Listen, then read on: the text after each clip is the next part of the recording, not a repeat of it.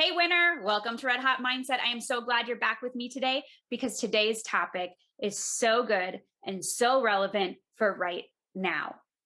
As our children's parents and protectors, we need to be their largest advocate as well. In a world where society thinks it knows what's best for our children, how do we do this? How do we fight for them and their needs? And why do we need to? Personally, what does it mean to advocate for my children? How do I become my child's best advocate? These are questions Julie Jones will help us answer today as we dive into how to advocate for our children and why advocating for your children actually matters.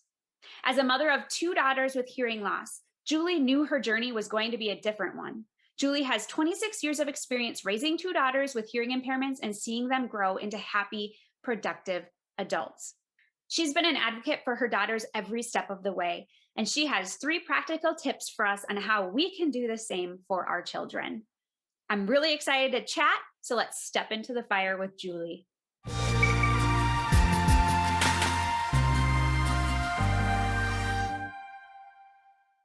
Hi, Julie. Thank you so much for joining us again today on Red Hot Mindset. Hi, Gabe. I am really excited to dive into this topic. I know it's taken us a few months to get connected and to make this happen, but it's been on my mind. And I just feel like in this world, we need to not allow everyone else to dictate what our kids need to know or dictate what's best for them. But as a parent, we have unconditional love for them and we understand what is best for them. And we need to be willing to be their best advocates. So I'm really excited to dive into this topic. Before we get into the tips, I'd love to just hear a little bit about why it is important for us to be advocates for our children. Well, for one thing, they don't have a voice because when I found out my daughter couldn't talk or couldn't hear, well, actually, if someone loses their hearing, they already know how to talk, if someone's older. But when you're a baby or a little child, they can't just say, hey, I can't hear you. So there was a lot that had to go into all that, getting them to learn to hear and to talk. So anyways, I found out that, I have to take control of the situation and find out what I can do so that my kids will be okay. And I did find out that there are kids out there who are like 3 and 4 that couldn't talk and they had behavioral issues. And I even noticed that with Ashley a little bit, that I couldn't communicate with her when she was 2. So when kids are going through their terrible 2s or the terrific 3s or whatever, I've seen, other parents being able to talk to their children. Well, I couldn't do that with Ashley in the beginning. So actually, I think I mentioned this in the book, but I did have to use about 6 sign language words just until she could actually understand and say a few words herself, like eat and more, do you want more, or all done, stop, that kind of stuff. But then once she could talk, I stopped doing that. But little kids, they really do need to communicate. And so once I learned how important advocating and getting help, the early event intervention is so important because they can't explain what their troubles are. And you have to be able to figure that out and do something about it. It's our responsibility as parents. It may be something extra that you weren't expecting, but I took all the advice that people were giving me because people were giving me different advice, and I had to figure out which one was best for our family and for my child. So I just really believe that early intervention is key, and not to waste any time with it either, especially with the speech and language, because once they get behind on that, behavioral issues can start.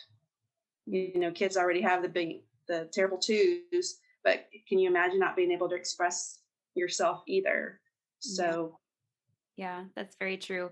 And I think about it as, God gifted these kids to us. So he entrusted them to us so that we could take care of them and raise them up so that they can be strong leaders and followers of Mhm. the word and really know who they are, whose they are, draw out those giftings, help them to learn how to think and to learn how to learn so they can be who God created them to be.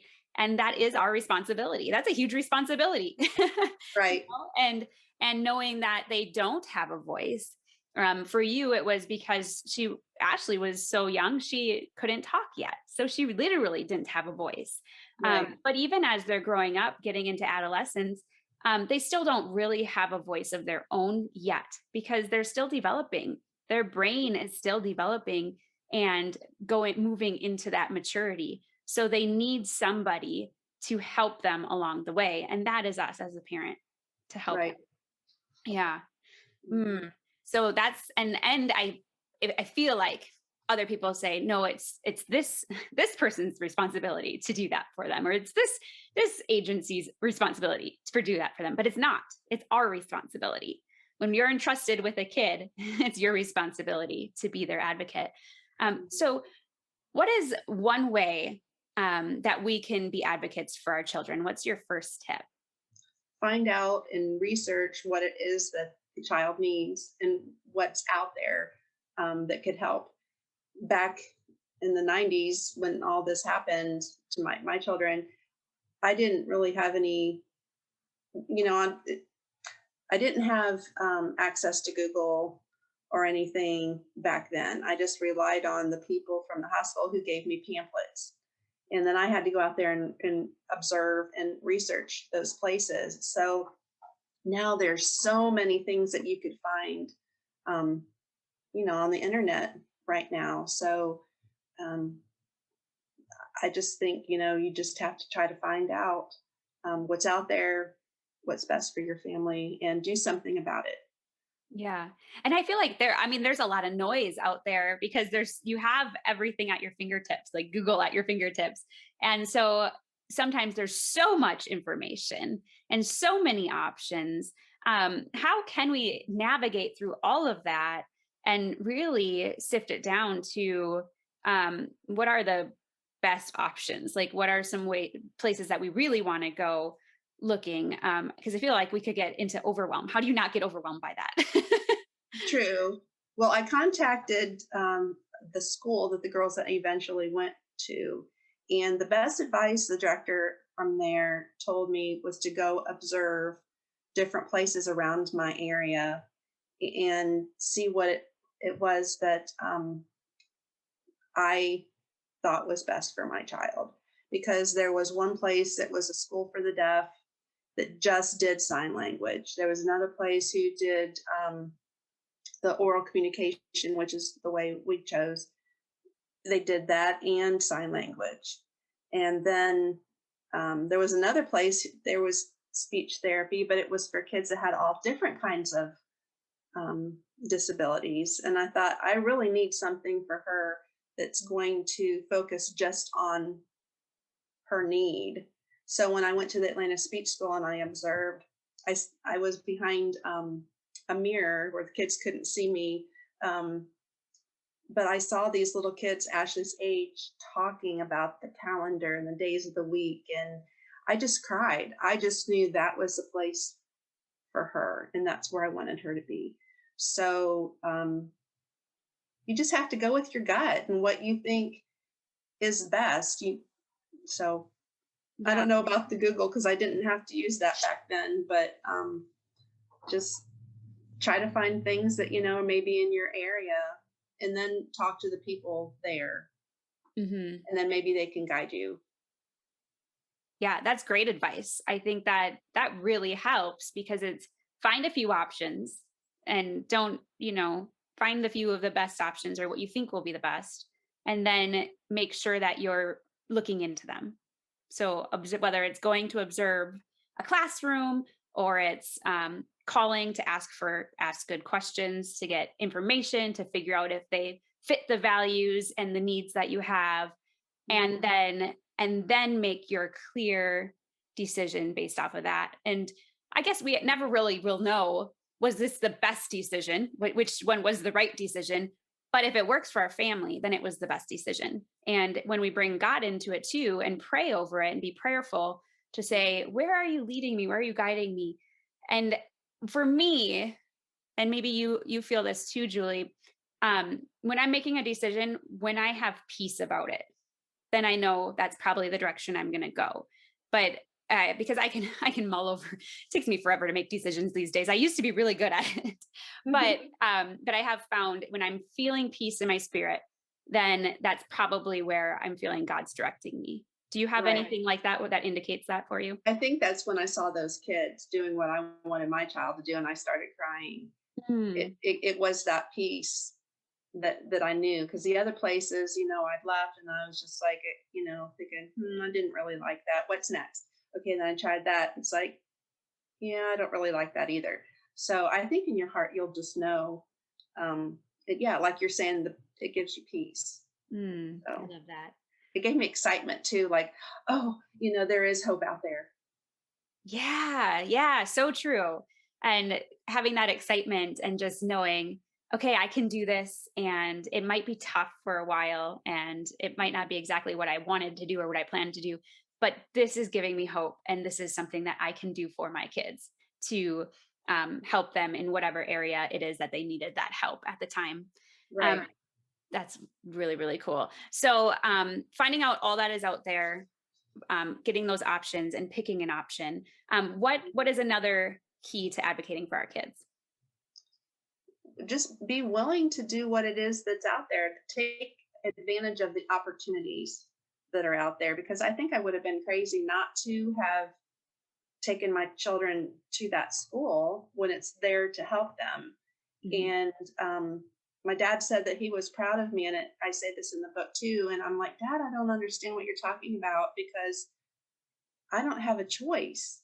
I have to do this for my children. I want them to talk and communicate someday.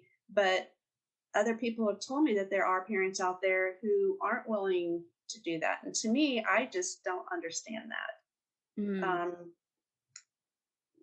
But I guess, you just, I don't know. I guess I was having a hard time too about, like, why is this happening to me or to my child? And then someone says, well, God um, chose those children, or chose you to be their children's mother. And I just thought, wow, that just that gives me a lot of confidence too, that God had, you know, confidence in me to be able to handle it. Mm. So, I think that helped me even more, like, okay, I got this. Good. I love So, it. Well, and the saying that popular saying that says, what is it? God doesn't call the equipped; He equips the called. So, and I feel like that with even motherhood, that's what we're doing, right? But he, just because we're going through a tough season, it doesn't mean that we can just get through it. It means that he's going to equip us to get through it, right? So right. he's going to give us the tools and the resources, and we have to be the advocate for it. We have to go do the research. We have to do the action and be in motion in order Mhm. for that to happen. But he's going to give us what we need, and that's powerful because we're not doing it on our own. We're not alone, even though it feels that way sometimes. But he will equip us because he put them in our life for a reason, and Mhm. he put us in their lives for a reason. Right. And we would want the same thing for ourselves too, you know, um, since they don't have that voice. Hmm. Mhm. Yeah, so true. So let's talk a little bit about intervention. I know that you talk about early intervention being the key. What does that mean? Why is it important for us to get in there as soon as we can? Well, kids are developing, their little minds are like sponges when, they're very small. And I think the more that you allow time to pass, the worse off they're going to be. Um, like Ashley was almost 2 by the time she got hearing aids, and I found that school. And they said that she was already 2 years behind in her speech and language. Oh wow. So that's a big deal. And they said the most important thing you can do too is to read to her. That helps give her even more language. And now when kids go into kindergarten, they have to do so much more than what we ever did um, growing up. Like they have to already maybe know the alphabet, or I'm not sure how it is exactly, but um, you just have to set them up for success. And if that's what you want your children to do, is to thrive one day, you've got to do what you can in the very beginning and not let them get behind. And I really didn't want behavioral issues for Ashley. I had read lots of books when all this happened too, and I had read where behavioral issues can happen. So, if you can prevent some things, then you need to take advantage of it very early. Mhm. And even as they're moving on early in whenever it happens, because I remember you and I were talking just a little bit ago about how you pulled Ashley out to homeschool. And it had to do with the fact that the teachers were saying she had behavioral issues, but you knew that wasn't the case. So this actually, where you intervened and you did what was best for her and you pulled her, probably not something that you had chosen again. But can you tell us just a little bit about that and why you made that decision? Sure. Well, Ashley started out in the 8th grade having stomach aches and throwing up in the mornings before school. And then she's like, I just can't go, And so she missed several days. And I was trying to um, figure out what was going on, because sometimes they don't actually know what's going on, either. Even in the 8th grade, they can't Mhm. explain how they're feeling, which is kind of a shock. I couldn't believe that, once I finally figured out what was going on, but it was a process. She had been missing so much school. I was working with the counselor, and she would have Ashley go to her for about a week. She had her go to her classroom and do her schoolwork. And then she ended up having her like go to one class one day for an hour. The next day was 2 hours.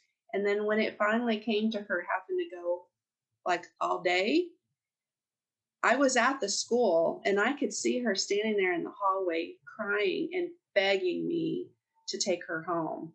And at that moment, I realized what's more important, her mental health or her doing her schoolwork.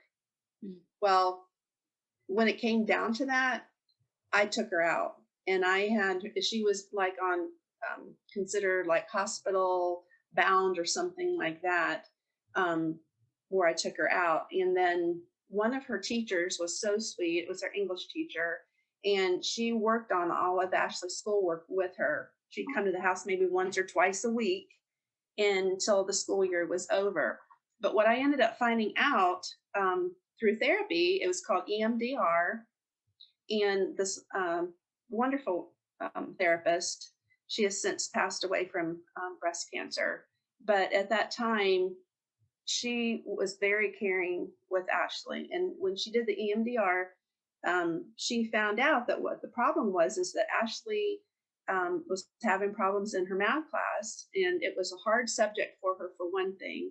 And she was always so smart that she never really had to apply herself so much. But when it came to the 8th grade and doing algebra, she really had to apply herself, and she was having difficulty. But there was a couple kids in her class that were also making fun of her and telling her she was ugly, and she wasn't. And so she couldn't tell the guidance counselor that at the time. So going to that counselor, it was just such a big eye opener for both of us to finally find out what was the cause behind of it. So I tried to get her into high school, and the first month she went, but then she started missing a day here or there. And finally, one day, they had passed around papers in one of her classes, and she had missed so many days. I don't think she got all the information correct, because they had a pop quiz. And this kid was the one grading her paper. And he showed it to some other boys, and they were laughing because she had missed so many things on the test. And that was it. She never could go back. So it was just very frustrating for me. So, anyways, what I ended up doing, not knowing anything about homeschooling, I found a couple places around here who partner with the parents on doing the homeschooling. So that was great. She ended up being so shy, and that next year she was in plays. Mm, So for her to be on stage talking in front of people was just amazing. wow. So I'm really glad that we went in that direction and that we had that opportunity that we could even do that, because school just wasn't the right place for her. Yeah. That school. Yeah, that's amazing. And just to see how she came out of her shell and she was able to work through those things in that time. And the fact that you saw there was an issue and you felt like it was deeper, so you decided to dig into it and figure out what's the best solution for her. Again, kind of like we talked about in the last episode, um, God telling you, I can't remember exactly how you said it, but it was you do what's best for them, not what's best for you. And Right. and that's what you did here too. And so I feel like when we see behavioral issues in our kids, sometimes it is a behavioral thing. And there is, it might just be that they're being naughty, right? And we have to have a consequence. But sometimes there's a deeper root issue. And if we intervene early enough and we try to get them the help they need and figure out what is the best way to advocate for them, then we can help them grow through it. And that's exactly what you did with Ashley. Well, I even had the truancy officer call the pediatrician to find out if why she was missing school was really true. And the pediatrician's office, they called me, and I had a panic attack myself that night because he was wanting to take me to jail for her not going to school. And so when that month that she went to high school, I wanted to just talk to the guidance counselor at that school. She had had a meeting set with the truancy officer and some of Ashley's teachers. They weren't listening to a thing I said about her mental health. They just saw it as she wasn't wanting to come to school. And it was so frustrating at the time. And then when she was in 8th grade, the math teacher had said something to me. I forget what it is, but it's a popular saying. And every time I hear that, it bothers me. But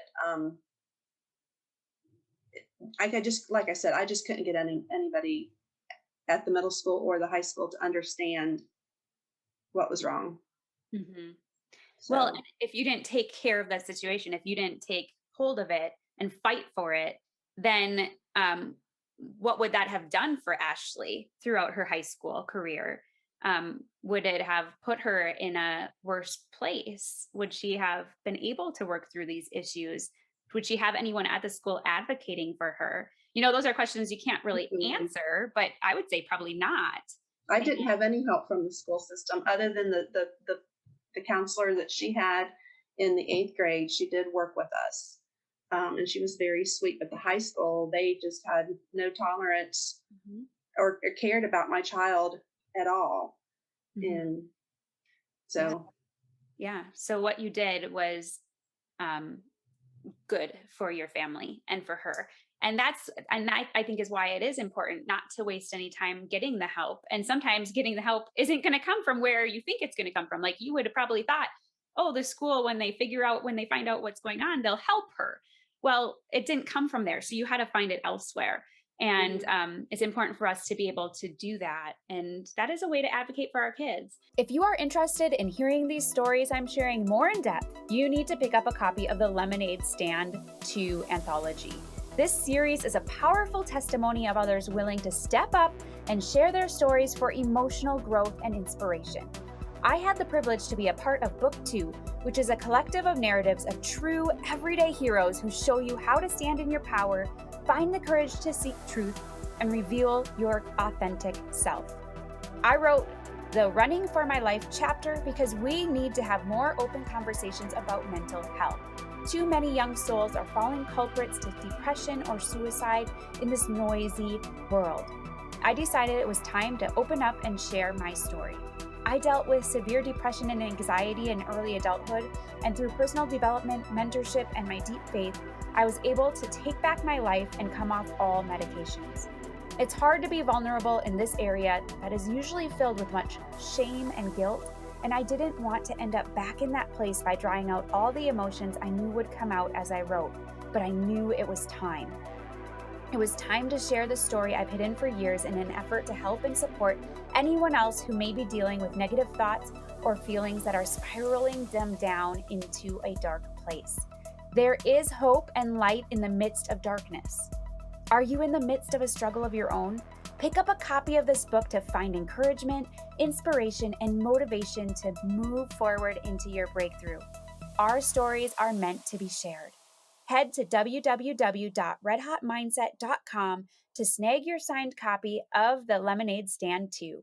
I think one of the final things I wanted to talk with you today about is your final tip in being willing to do what you have to do. And I know throughout your whole journey, even now, you're still doing what you have, you are still willing to do what you have to do. But Yeah. why is this important? And what does that mean? What does that mean for us as moms? Um, all I know is that I have loving parents and loving grandparents and great grandparents. And I guess that's just who I am and where I come from. And I was um, saved when I was 8 years old, 7 or 8. And so I just don't know any other way, you know. Um, and I have anxiety and depression issues sometimes. So I can't just not do something. There's just a gnawing at me that makes me want to do what I can. Um, I don't know how to else to explain, but I just think if there's opportunities out there, people should just take advantage of it. Yeah, I agree. And I think being willing to do what you have to do means you might have to sacrifice something, right? So you sacrificed a lot of your time Mhm. getting your girls to and from school in Atlanta, an hour there, an hour back. It's a lot of time. And you were willing to sacrifice your time to help Ashley homeschool.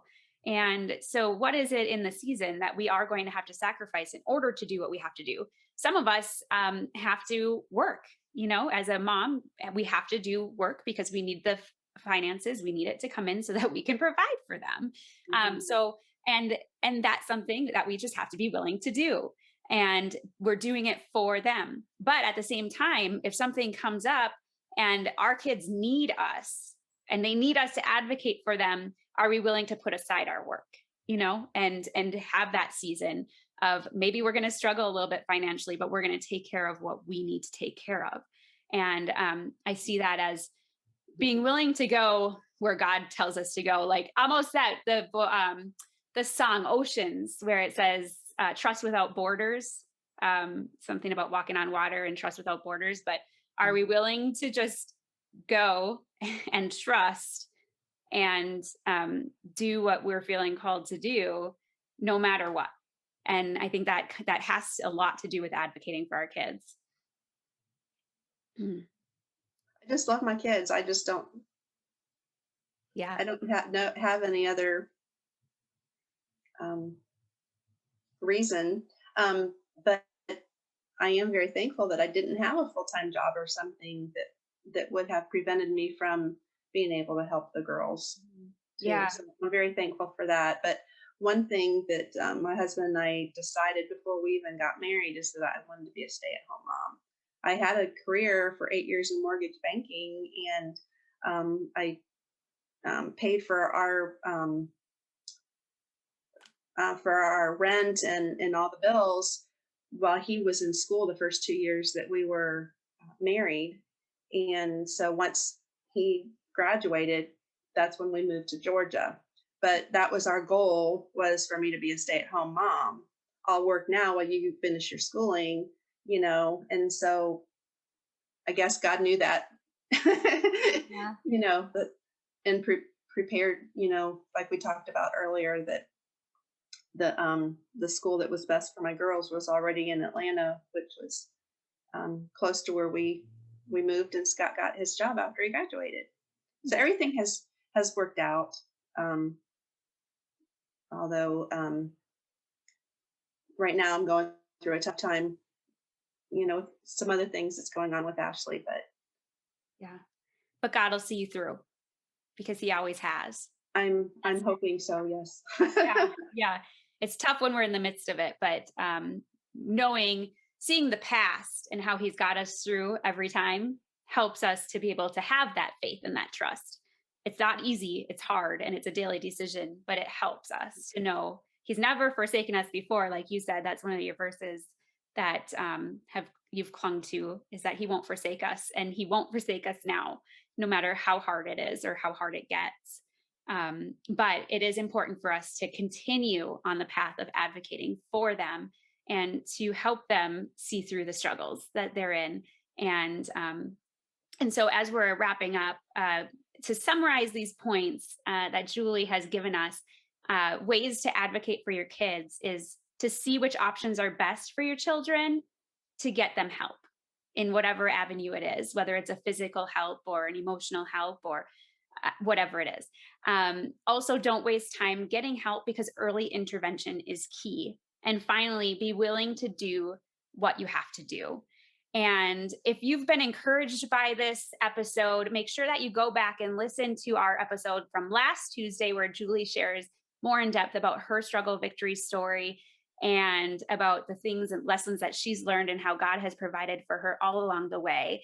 And also make sure to snag a copy of The Lemonade Stand 2. I will link the book in the show notes for you, but you can also find it on my website at www.redhotmindset.com.